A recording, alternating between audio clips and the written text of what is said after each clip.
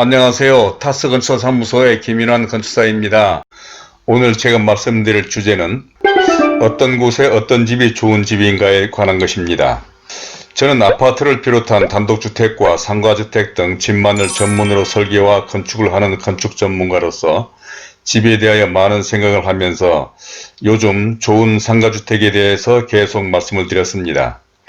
또한 최근 우리나라는 아파트값과 전세값의 폭등으로 몸살을 앓고 있고 코로나19로 인해서 재택근무와 온라인 교육 등으로 온 가족이 온종일 집에서 지내다 보니 부부 문제 등 많은 문제들을 야기하고 있어서 과연 앞으로는 어떤 집에서 사는 것이 좋을지, 즉 어떤 곳에 어떤 집이 좋은 집인지에 대해서 아래와 같은 6가지 내용으로 말씀을 드리고자 하는데 아무쪼록 끝까지 보시면 여러분들에게 많은 도움이 되리라 생각하며 먼저 보시기 전에 구독과 좋아요를 눌러주시면 저에게도 큰 힘이 될 것 같습니다.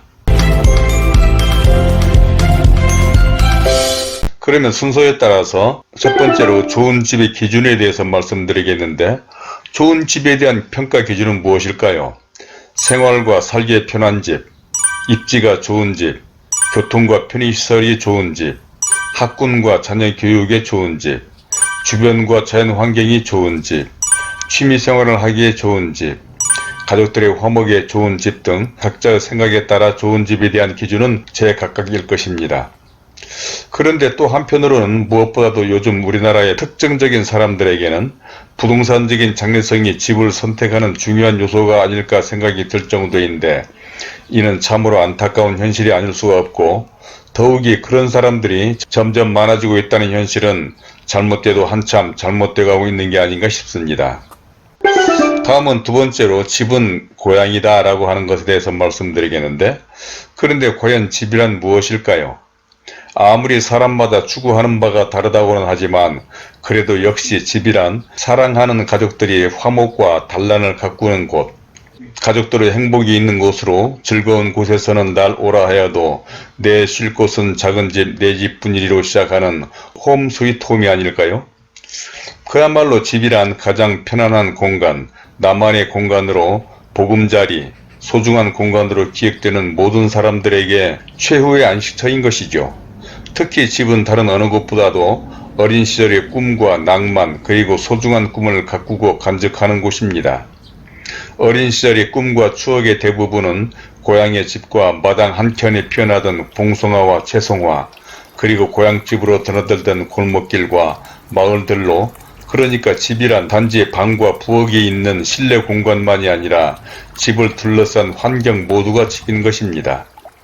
그런데 요즘 아파트 키즈들은 아파트에서 태어나 아파트에서 어린 시절을 보내다가 아파트에서 학창시절과 청년시절을 보내고 아파트에서 결혼해서 또 그 아파트에서 아이들을 낳고 또 그 아이들은 계속 이 아파트 저 아파트로 이사를 수도 없이 하며 살아가는데, 그런 아파트 키즈들에게 고향과 같은 집이 있을까요?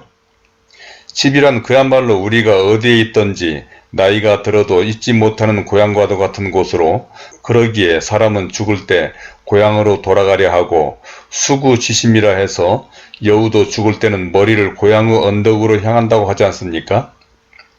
이러한 집은 우리 모두에게 고향과 같이 소중한 추억이 잠든 안식의 장소이며 편안히 쉴 수 있는 휴식의 장소이기도 하고 새로운 미래를 위한 충전의 장소인데도 말입니다.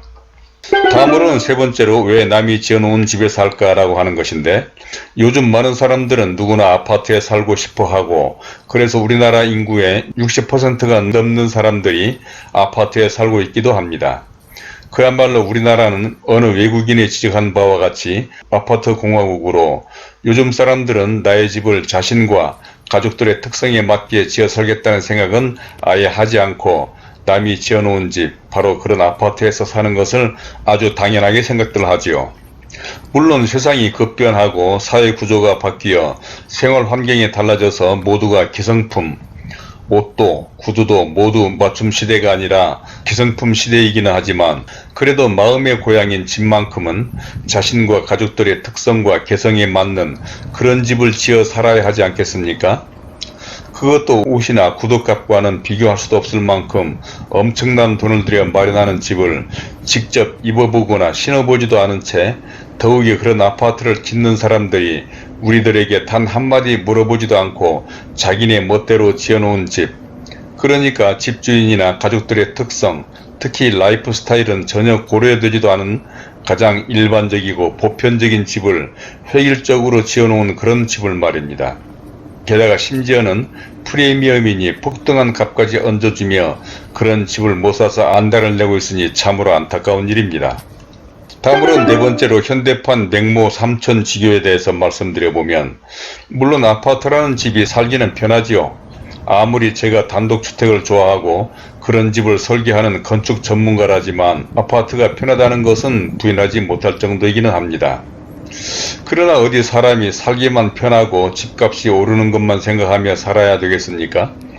물론 직장과 가정생활에 얽매인 어른들이야 그렇다 치지만 특히 우리들의 금쪽 같은 어린아이들을 생각한다면 그 아이들에게 어린 시절의 소중한 꿈과 추억 그리고 낭만이 얼마나 중하고 또 그게 그들의 장래에 얼마나 많은 영향을 미치는데도 말입니다. 오죽했으면 그 옛날 맹모, 맹자 어머니께서 삼천지교까지 했을 일이며, 또 압니까?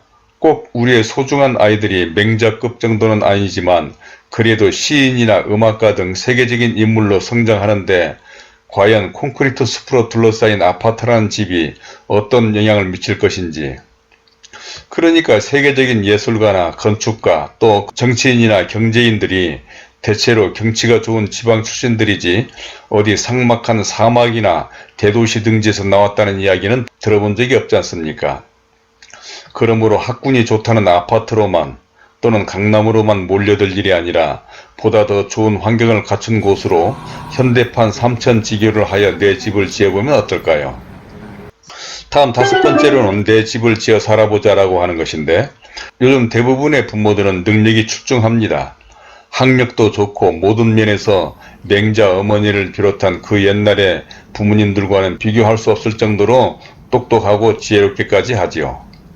또한 경제적인 능력도 탁월한데 요즘 아무리 어렵고 힘들다 해도 그 옛날처럼 끼니를 걱정할 사람은 거의 없을 정도이고, 특히 웬만한 사람들이라면 아파트나 아파트 전세 등에 살고 있는데 그 아파트값, 아니 아파트 전세값이 얼마나 폭등해서 비싸고도 비싼 값입니까? 보도에 의하면 서울의 평균 아파트값이 10억 원이 넘는다던데, 그런 엄청난 돈이면 웬만한 지역에 환경도 좋고 경치 좋은 곳에 그야말로 그림 같은 내 집을 지을 곳은 차고도 넘칩니다. 그렇다고 뭐 서울이나 도시를 떠나서 머나먼 시골이나 전원주택을 지어보라는 것은 아닙니다. 바로 조금만 눈을 돌리면 그럴 만한 곳이 많고, 특히 요즘 웬만한 도시 근처 곳곳에, 그러니까 판교를 비롯한 광교, 김포, 위례, 미사 등 신도시들이 우후죽순으로 개발되고 있는데, 이런 곳은 모든 조건, 교통이나 생활 편의시설, 교육환경, 특히 산과 천으로 둘러싸인 자연환경과 체계적인 도시계획은 웬만한 기존 도시보다 훨씬 뛰어날 정도입니다. 바로 이런 곳에 단독주택이나 상가주택 등 그림 같은 내 집을 지어 살아보십시오. 물론 이런 지역에도 아파트라는 집이 없는 것은 아니지만 계속 말씀드리지만 웬만한 지역에 웬만한 아파트값, 아니 전세값 정도이면 이런 신도시의 단독주택이나 상가주택을 충분히 지어 살 수가 있다는 것입니다. 이제 마지막 여섯 번째로 아파트보다 더 좋은 집이 많다라고 하는 것인데, 아무리 좋은 아파트라도 겨우 방 3개에 거실, 주방, 화장실이 전부이고 답답하기 그지없습니다.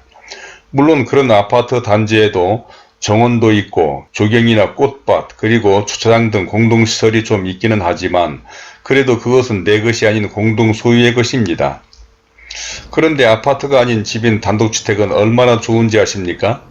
겨우 방 3개에 거실, 주방, 화장실 등 인간이 살아가는데 극히 필수적인 기능만을 해소하기 위한 기본적인 방이 전부에다 좁고 답답한 아파트와는 비교할 수 없는 이러한 집은 그야말로 땅을 밟고 사는 집으로, 마당이나 정원이 있는 것은 말할 것도 없고 거실이나 방 등 기본적인 실외에도 지하층에는 음악실이나 오디오룸, 운동실 등으로 사용하는 다목적실, 1층에는 넓고 높은 거실과 주방에 예비실이 있고 또 2층에는 안방과 드레스룸, 파우더룸에 자녀방 2개, 그리고 화장실도 서너 개가 있고 거기에다가 꿈의 공간인 다락도 있는데 이곳에는 서재와 룸카페, 기도실, 작업실 등 다양한 공간이 있으며 또 옥상 정원도 있어서 이곳에는 다양한 취미생활을 할 수 있는 꽃밭과 텃밭 그리고 데크가 있어서 운동이나 휴식, 아이들의 놀이 공간으로 사용할 수도 있습니다.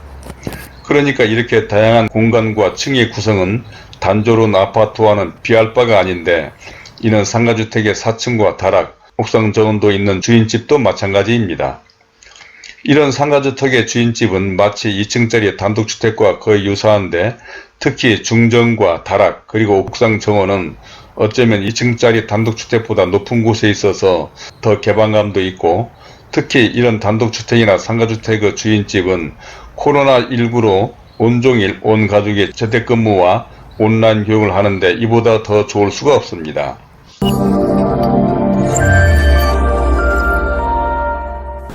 자, 이제까지 어떤 곳에 어떤 집이 좋은 집에 대해서 첫 번째로는 좋은 집의 기준은, 두 번째로 집은 고향이다, 세 번째로는 왜 남이 지어놓은 집에 살까, 네 번째로는 현대판 맹모 삼천지교, 다섯 번째로 내 집을 지어 살아보자, 또 여섯 번째로 아파트보다 더 좋은 집이 많다라는 데까지 말씀을 드렸는데 사실 이러한 것 외에도 신도시 등은 주변의 자연환경, 각종 편의시설, 짜임새 있는 도시계획 등은 기존 도시와는 비교할 수 없을 정도로 좋고 주로 젊은 층이 많아서 명문학교도 많으며 특히 층간소음에서 해방되어 자녀 교육에는 그만으로 요즘 사람들이 중요하게 생각하는 부동산적인 장래상 또한 유망합니다. 또 무엇보다도 중요한 돈 문제로 계속 설명드리지만 웬만한 아파트, 아니 아파트 전세금으로도 충분히 이런 곳에 그림 같은 단독주택이나 상가주택을 자신과 가족들의 특성 그리고 라이프 스타일에 딱 맞게 설계해서 내 집을 지어 살 수 있다는 사실이 얼마나 좋습니까?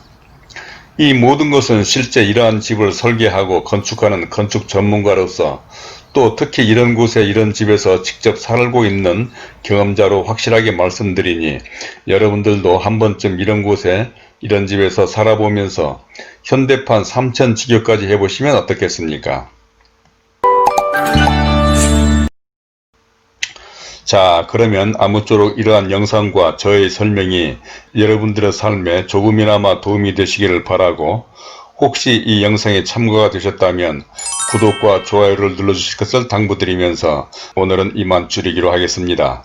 감사합니다.